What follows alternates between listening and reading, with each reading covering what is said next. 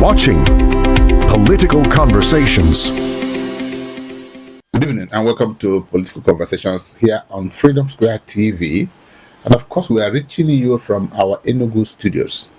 Enugu is still the capital of Enugu State, capital of former Anambra State, and of course, former capital of this eastern region where Dr. Michael Okpara was one of the best leaders that this generation would ever have presented. And so today we want to welcome you once again to this program. And it's a special edition, sort of, because we are beaming our satellite straight into Aso Rock. And that is the seat of power in Nigeria. And that is where a lot of people are afraid to go. But this evening we are ready to do that. So we are looking at a subject that goes to the very heart of leadership, to the heart of governance, and the quality of advice given to those in power. So our topic this evening is sincerity in Aso Rock, the danger of political sycophancy. Leadership can only be as effective as the quality of information, advice, and criticism available to the leader. But what happens when people around the president, or even a governor, are more interested in pleasing him than telling him the truth? What happens when advisors become praise singers? What happens when bad policies are described as excellent policies simply because nobody wants to offend the man in power? Can a government truly succeed when those around the leader are afraid to say, Mr. President, Mr. Governor, Mr. Local Government Chairman, this policy is not working? These are some of the serious questions we shall be examining today. So, joining me this evening to X-ray and take a bullet for some people is a respected public affairs analyst. He's actually a university don, if you will, and he's my brother. He is Bill Uchegbue. Bill, good evening and welcome to Political Conversations. Thank you very much, Uche. Thank you very much. Okay, when people say sincerity in Aso Rock, the danger of political sycophancy, what do you understand by that? Thank you very much. It is nothing other than the fact that the quality of advice that ought to filter or get into that seat of power or it will be misconstrued to the benefit of some people in order to achieve their personal interest against the generality expectation. So when we look at Aso Rock as seat of power, political power in Nigeria, we tend to believe that whatever that happens there, negatively or positively, would automatically affect the generality. So if there is no sincerity in displaying the power, the political obligations, and all whatnot, maybe arising from the recruited people, aides or servants of the presidency, then we tend to believe that nothing noble will eventually manifest, as we are seeing today.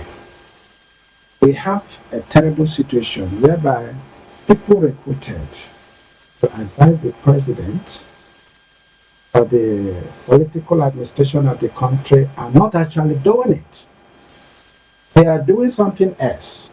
But there is a lacuna there in the fact that if you are not quality in terms of receiving advice, filtering, detecting the wrong and the good, that is a question that ought to be answered. It's a gap.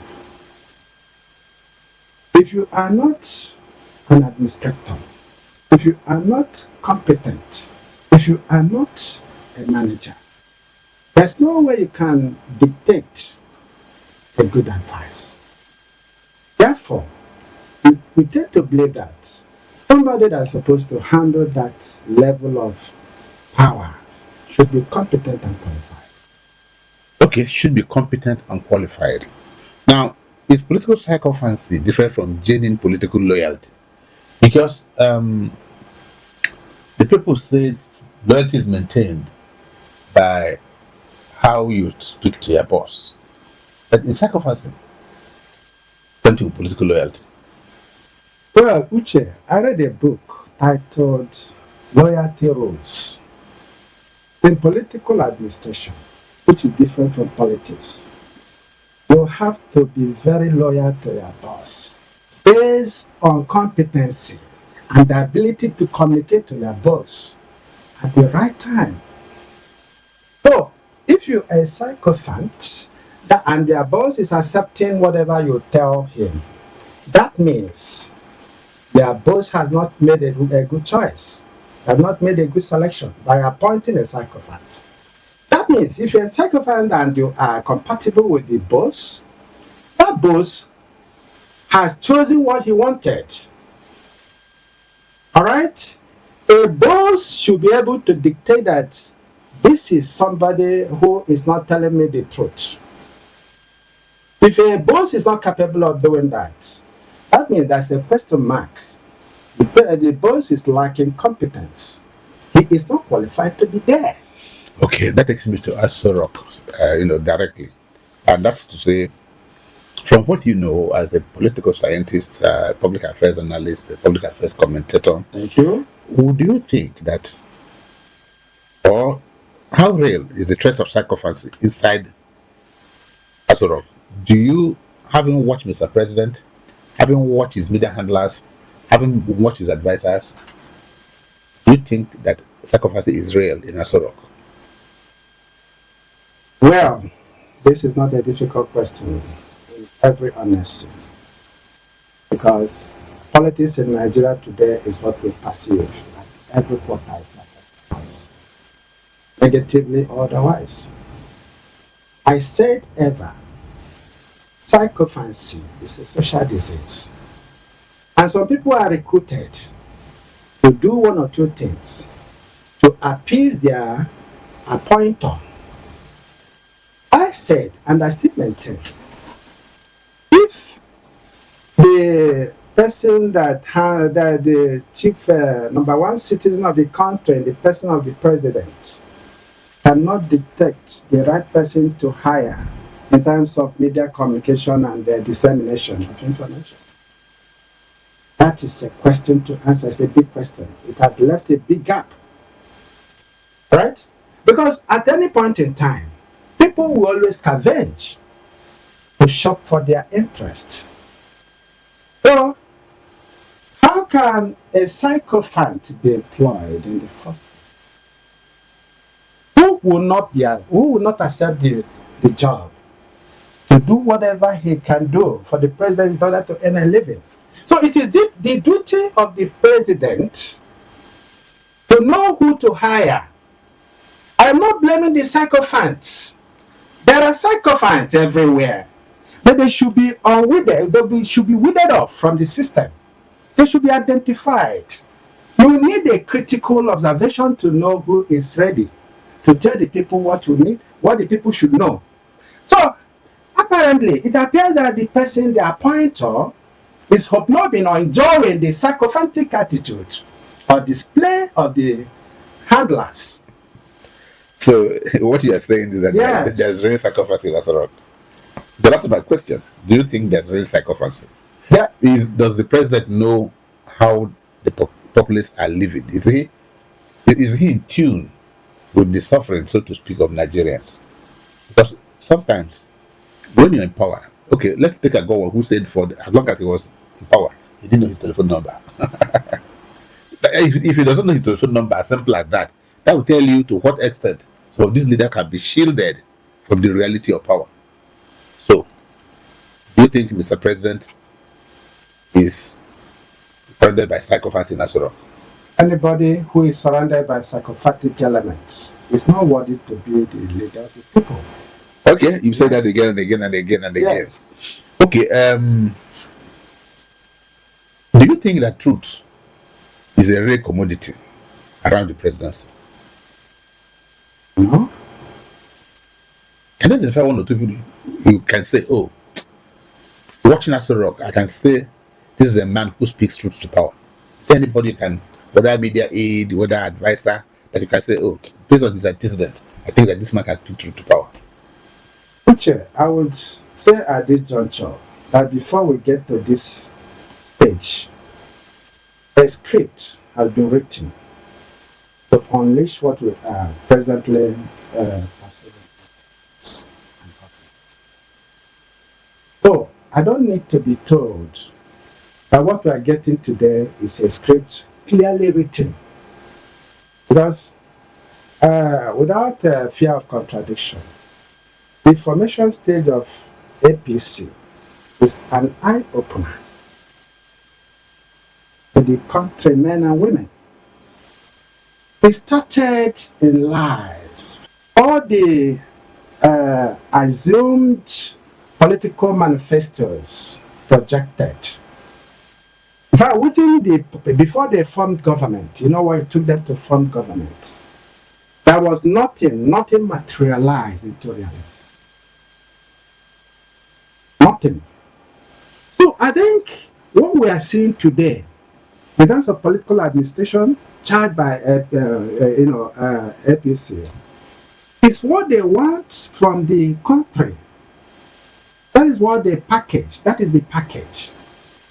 Somebody gets to power, and within that period, that very period of being sworn as the president of the country, had never had pity on the people.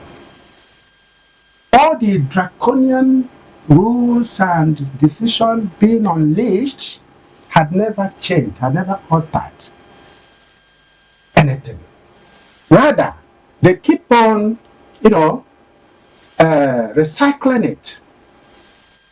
recycling bad policies and intents. So I am afraid to believe that we are getting anywhere unless something fundamental is done to get it right. I don't expect something fundamental like what? Something fundamental we have to discuss on the way forward of the country. The country is not working. So the psychopathic elements surrounding the president should not be our headache. It shouldn't be our headache. Because they find the place favorable. They are human persons. Whenever you put something that is needed in terms of basic necessity of life, it will be attracted. Human person will be attracted to it. And that is the kind of gratification we have today in government. That is why we're supposed to dismantle that foundation to get it right at any point. The psychopathic element shouldn't be our problem. Okay. The problem is that not somebody claimed that he can do something, but he doesn't have the capacity to do that thing. Okay, let's just go beyond the presidency and look at the Nigerian situation. You see, the Nigerian government stands on a tripod, so to speak, federal, state, and local government. And if we just keep looking at the presidency, where we had federating units, we saw some, I don't know whether they agreed that the states are federating units, but that's a topic for another day. But let's even assume without considering that is a federating unit. This level of psychopathy, or psychopathic behavior, do you see it beyond the presidency? Do you see it in the state administration? And do you see it in local government administration? It is everywhere. The reason is this. The foundation is very, very improper. Nigerian Federation shouldn't be run this way. Okay? Nigerian Federation should not be run this way. It is very, very unfortunate. And that is why some people are gunning for discussion. We call it conference, we call it confab. Okay? It must be carried out. Because for you to run a system devoid of tyranny, autocracy, and high-handedness, we have to start from the right foundation. The right foundation that people should come together and talk. Yes. We are operating what the British bequeathed to us. Okay? If we say that we have 3 segments of the federation, national and state and local government, and they're supposed to be sharing of power based on the constitutional stipulation, and one The other two are just appearing to be servitude. They are taking order from the center. Can you point to any institution that is run in Nigeria based on the principles of federalism? None. Okay? Anybody that comes into power in Nigeria will do what he likes. We can see that when Buhari was there, the Fulani herdsmen or whatever, they are just like lords. That time they were trying to balkanize the system, the country's geographical and environment into Ruga section, sponsored by the government. Do you hear this kind of thing in a federal state or federal system? No. So now we have Tinubu on the throne.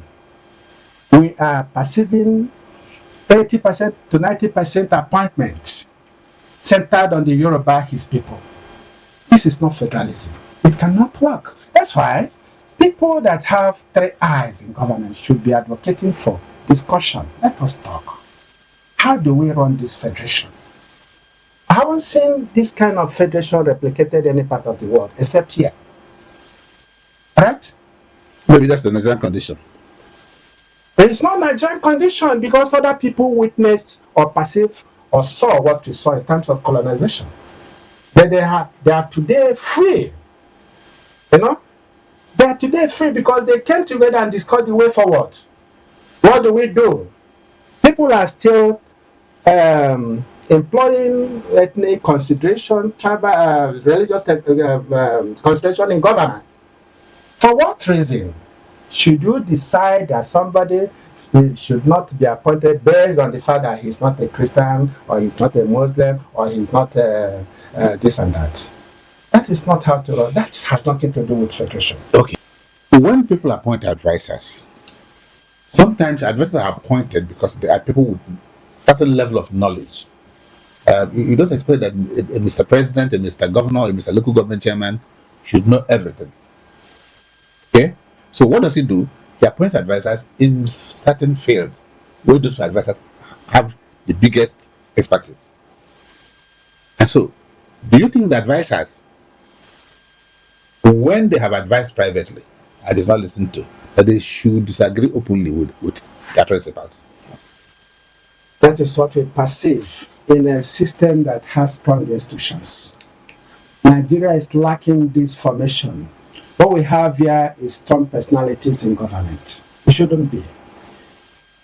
In a polity that has a boast of strong institutions, when your principal attempts to deceive you or to send you on an errand that will haunt you and your fourth generation to come, you can tell him or her, no, this does not command my respect.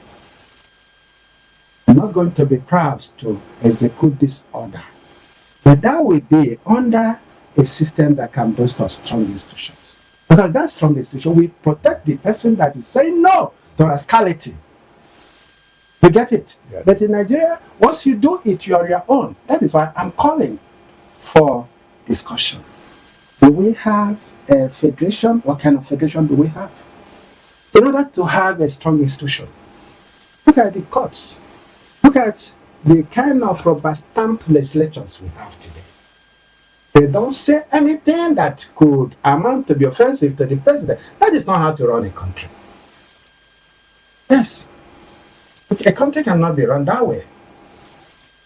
Therefore, I am saying unequivocally that Nigeria ought to do what they didn't do in the past, and that is the caution. We must have to discuss. If we have a good personality, political personality, who says that he can, if he's given opportunity, he can turn around things, well, we may not mind. Okay, we can give him opportunity to replicate it. Well, it's done elsewhere. If it's done here, I don't think that heaven will fall. It is obvious that the quality of people who surround a president, a governor, or local government is quite important. So the question should be, should advisors to them as a president, governors, or local government chairman be selected based on one, loyalty, political connections, or professional competence? Before delving into that question, I would like to know, if you may wish to tell me, if you know, what is the political manifestation of APC? What is their political manifestation or ideology today? Nobody can tell you that because they have none. So, in a political system, when you have their foundation based on ideology, then that ideological stance will attract workers that will deliver. If you are appointed, if I'm appointed in certain system, I may not function. I may start behaving nonsensically, that is stupidly, because I don't know what I'm supposed to do. What is the political ideology of APC, the ruling party? Ruling about 250 million people. What is the ideology? Is it to impoverish the people? So the so-called appointees, the handlers, what do they call them? Political, let me not use that word. You don't have to blame them. Somebody must have food to eat and settle other things. Yes. If you are appointed to do anything, you have to do in order, because they are lacking ideological stance in government. What happens to the middle class is unpalatable. Then you think of what happens to the lower class. Who will be given appointment to serve, even when there's nothing to serve, when there's nothing to offer, that will reject that appointment. Even when he's not going there to do anything, to change anything. Naira had been decimated from the last regime till now, and no effort is being made to improve the weight of the Naira. It is still going down. I wonder, I was reading some time ago, somebody said that Okonjo-Iweala would be pairing and the presidency as the vice. I told people that it is unimaginable. Should be the last person on earth to accept that offer. Yes. Okay, I guess she will be. She was actually in the country not quite long ago. I saw her dancing to her native music. Yeah, yes, now she was. She attended the Delta, I think, Economic Summit. Yes. Which she spoke very well. Yes. Yes, there's one thing, Bill, that I want you to actually interrogate. And it's not common with the presidency. It's not common with the local government. It's not common with the state government. But it's common with the Nigerian leadership. Because sometimes, and most times, government officials describe policies as successful, projects as completed, implemented. But the citizens complain they're not feeling the impact. This is an example of a disconnect between government and the people. Or sometimes government will impose certain projects that have no relevance to the well-being of the people. And so while the leaders will go and convince the organ that they've done the best, the citizens are groaning and complaining. Yes, that is what we perceive. In the Nigerian context, that's what we perceive at the national level. For instance, this Lagos Calabar Coastal Highway, we have been interrogating the relevance. But Nigerian headache in terms of political administration is centered at the national level. I think most of the governors have come to their senses. They are delivering. Look at what is happening in Anambra State, in other states. Look at what is happening even in Enugu State. I will take it that Peter Mba and Alex Oti, they are listening to the yearning of the people. They are actually doing what they're supposed to do. The problem of Nigeria is at the center. Centralization of power is a very terrible disease inflicting this country. There's no white elephant project going on in Enugu State, for instance. Everything is tilting towards completion and satisfactory. The other time I was going through this smart Enugu, I saw the quality of road, 4-lane, being constructed. I got to the last point, about 8 kilometers from Proda Junction. I nodded my head to see ideological perception of government in action. Okay, now, the federal government did not bid the contract of Calabar-Lagos Express Road or whatever. They didn't bid it. There was no general bidding. They now impose it on somebody. And we have heard that the person that benefited as the contractor had been a long-time friend of the president. There's no commonsensical, attachment to such policy. Right? So obviously, it is a failure on point of starting. We don't need that kind of thing. At all, we don't need that kind of thing. In fact, the current state governors, especially in the southeast, they are better. They are consoling us of the traumatic experience we are having from the center. Okay, I think that's a good point to make. But accurately, if assuming you are to give one advice, and that has to do with how the presidency can get accurate information directly from Nigerians, instead of relying only on reports from political appointees, what would you tell Mr. President?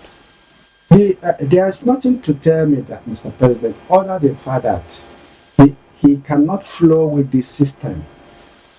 And that is when people complain that somebody is too old for a job or not competent. They should be listened to. I don't see why, if I'm the president of this country, that I should not have all these gadgets within my disposal to know what people are talking. If you are a president, are you God? Are you? Mr. President, it's a long time he stopped going to social media. No, we shouldn't accept that. That is it's an insult to the sensibility of Nigerians. How do you do it? Are you a witchcraft? How do you know? How do you interact with the people?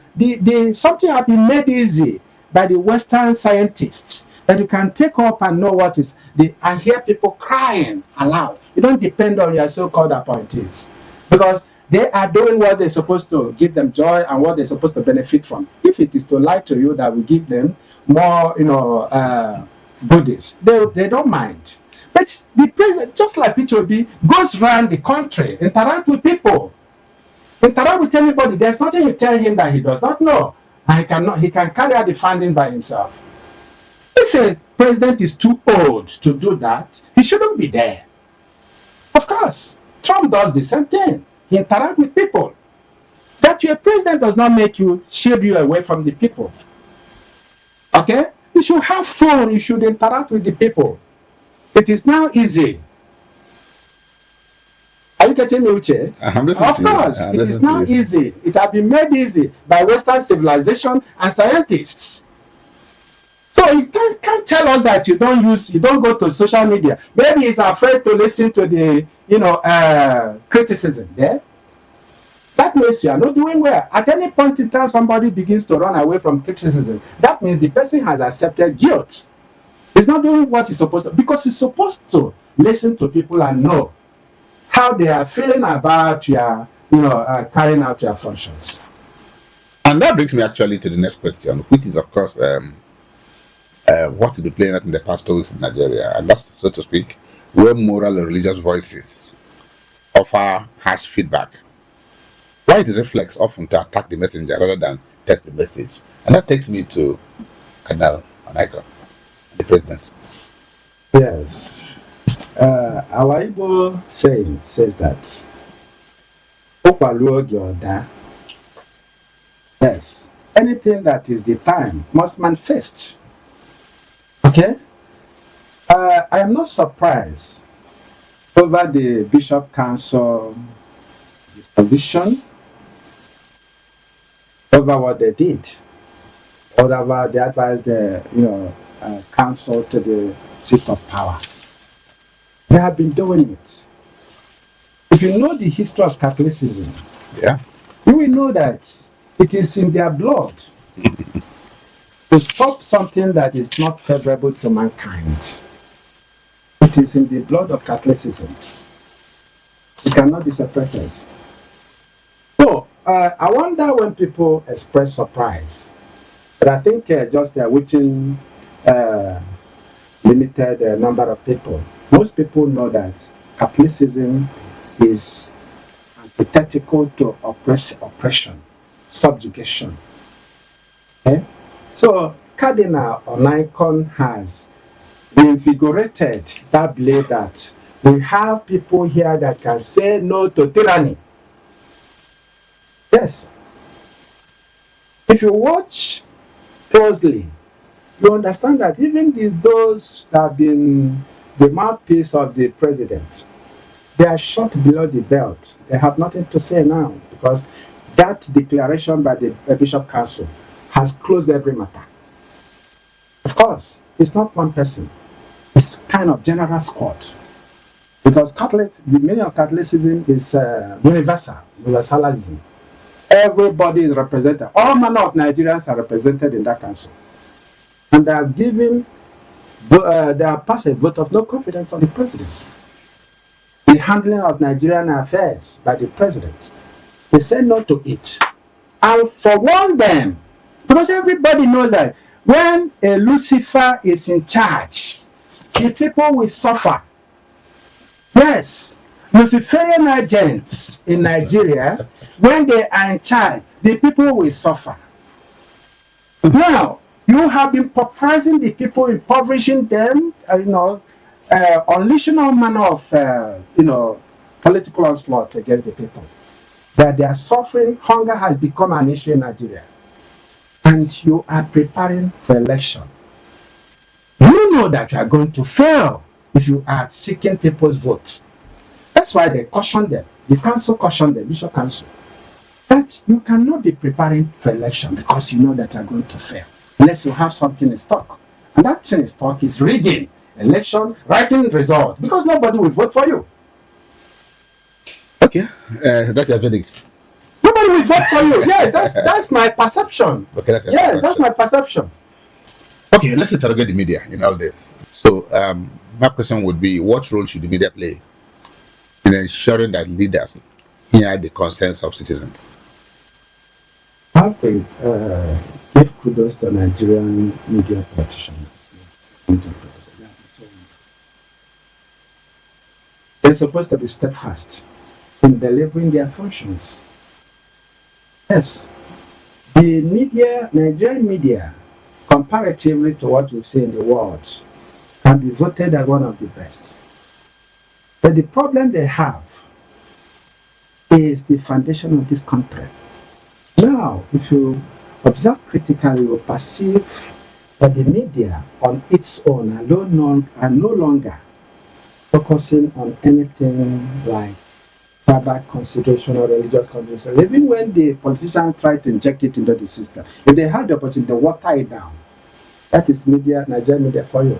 Because they have come of age to know that this is kind of backward never, forward never. Backward ever, forward never. But they're not going to gain anything. If you see a good candidate, market him. Don't think about the politicization of that personality from other political opponents. Yes, like P2B is being celebrated in Nigerian media. You ask yourself why. It is because they have observed him critically and know that he is faultless. So I give kudos to Nigerian media. Okay, that's good to know. So we should be dancing. We're doing our job very well. But that takes me also to civil society organizations.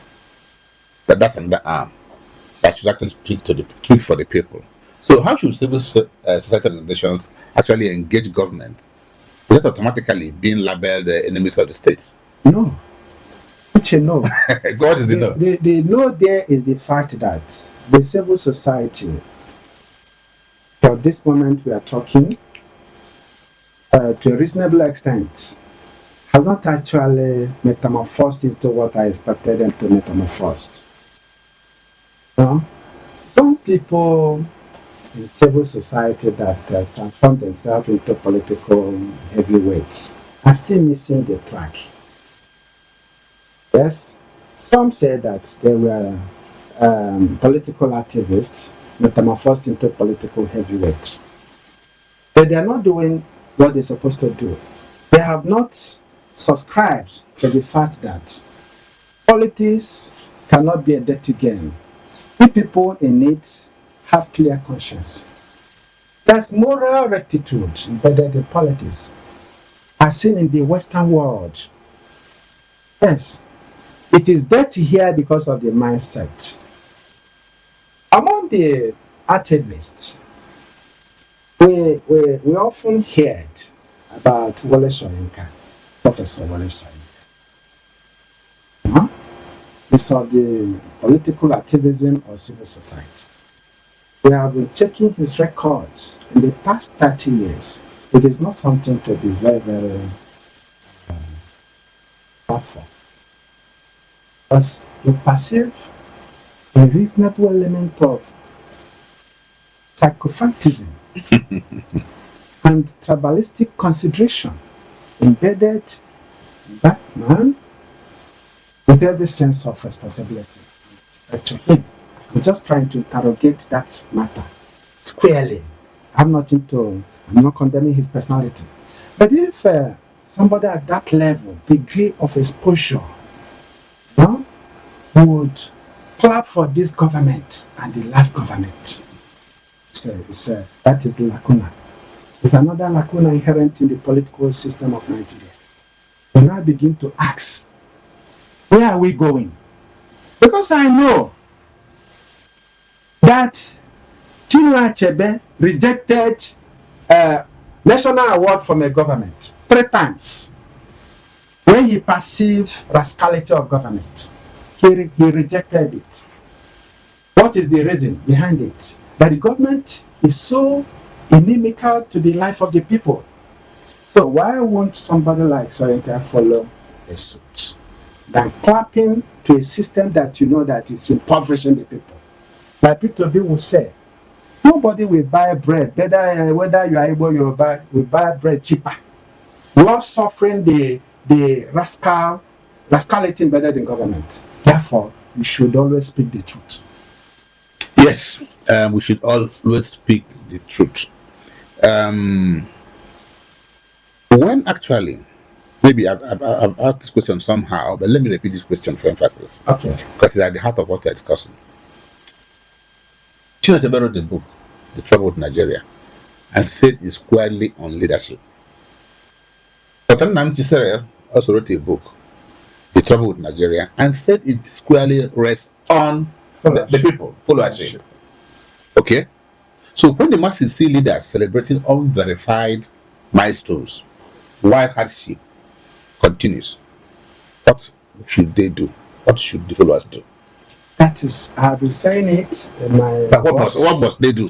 The people should rise to their expectation. What that is expectation? Is to say no to tyranny. The people must always say to tyranny, not to tyranny. Can't you hear perceive the body language of the last election he was defrauded. This time around he said that he's not going to fold his hands. So as the civil society, the followership, they should say no to tyranny. If you don't say no to tyranny, it will persist endlessly. Yes.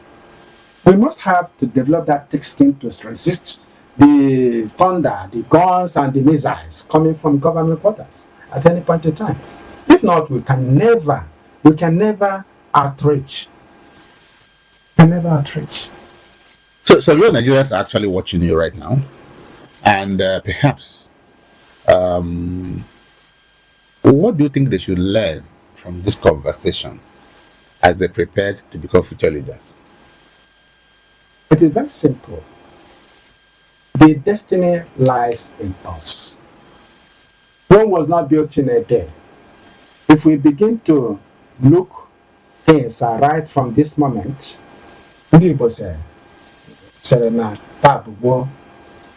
yes, we can still get to the point of celebration. But we have to identify our enemies. Okay? We have to identify our enemies in the sense that a political system must nurture good people. Yes. Don't tell me that everybody is bad. I'm not going to accept that. If not, we'll not have somebody like Peter B and Co. Yes. Everybody is not bad. Everybody cannot be bad. And no matter the system, how terrible it has been formulated, it can still be dismantled. And reform will take place, and everybody will enjoy the country. It's a country, it's not a nation. After 60-something years, we could not transform country, Nigeria, to a nation. That's sad. But let me ask you this question directly. And as without considering you are a governor, a president, would you rather have a loyal advisor who never disagrees with you, or a sincere advisor who sometimes tells you very difficult truths? I prefer somebody that will face me and tell me the bitter truth. When it comes to the state functions, as a politician, as a governor, whatever you call it, I prefer to want the person that will look at my face and say, Bill, this cannot work in this system. You have goofed. I prefer that person to the so-called OES member. Because that OES member is digging a foundation that my children, future posterity will now fall into and be killed. So I prefer the person that will tell me the basic truth. Yes. As a public servant, it's not your business. After a while, you will live there. It's not your personal business. So you should be able to cultivate a foundation that will enable other people to continue from where you stop. Okay, Bill. One last question. If you had the opportunity, as I said in Nigeria, the rare privilege, which is not actually should be that, to sit before Mr. President and Commander-in-Chief of the Federal Republic of Nigeria today and speak freely without fear, what would be your strongest advice about the kind of people he should keep around him? Well, I've said it before, but let me put it directly to you this time around. People that will tell me the truth. People who are not shopping for their private interest. And how do you identify them? Very simple. You never knew that somebody would manage our state affairs for 8 years without stealing. We have seen it happen. There are many people bees. There are many Dele, Fararonti everywhere. All nook and cranny of Nigeria can boast for good people that will run the affairs of this country. First of all, I will tell the president, what is your political ideology? From that, I will know what to advise him. So, NPP, they are centered on education and now. So GPP, all the same thing. But I have not heard anything about APC. Even the ADC now, even the, I cannot just fathom. So I would tell the president, like you asked me, what is your political ideology? What do you want to achieve? Because you have a limited time to stay here. He will tell me, I said, then, how do you intend to, what is your ideology? Is it to make, Peter B said that it's from consumption to production? That's an ideology. I said, President, what is your own? From there, I will know what to tell him to do. Yes, but I have not pursued any political ideology being pursued by the party in power. Okay, so thank you very much, Bill.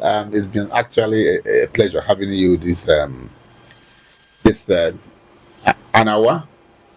This is your first actually on Freedom Square TV, is that right? Yes, but I feature other places. Even in Solid FM, even in other places. Okay, yes. so if time permits. Yes, because I really enjoyed our conversation, and I'm sure those watching you also enjoyed it. So thank you for joining us, sharing that perspective. One major lesson from today's discussion for me is that power needs truth. that people should speak truth to power.